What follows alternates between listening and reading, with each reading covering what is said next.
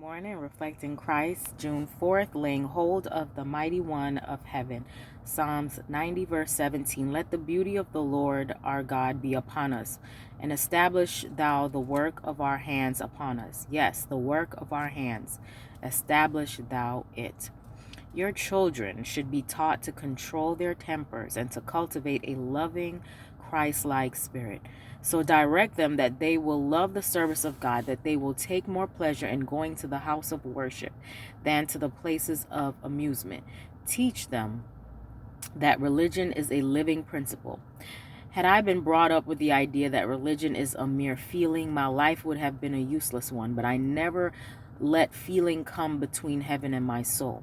Whatever my feelings may be, I will seek God at the commencement of the day, at noon and at night, that I may draw strength from the living source of power. Mothers, has not your time been given you to be spent in beautifying the minds of your children and cultivating loveliness of character? Should it not be spent in laying hold of the mighty one of heaven and seeking him for power and wisdom to train your children for a place in his kingdom, to secure for them a life that will endure as long as the throne of Jehovah? Perhaps the mother sits at her work night after night while her children go to bed without a prayer or a good night kiss. She does not bind their tender hearts to her own by the cords of love, for she is too busy. I'm guilty of that sometimes. Some may wonder why it is that we say so much about home religion and the children. It is because of the terrible neglect of home duties on the part of so many.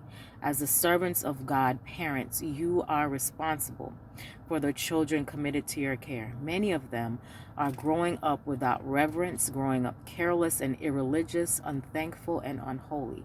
If these children had been properly trained and disciplined, if they had been brought up in the nurture and admonition of the Lord, heavenly angels would be in your homes. If you were true home missionaries, you would be fitting your children to stand by your side as efficient workers in the cause of God. What an impression it makes upon society to see a family united in the work and service of the Lord.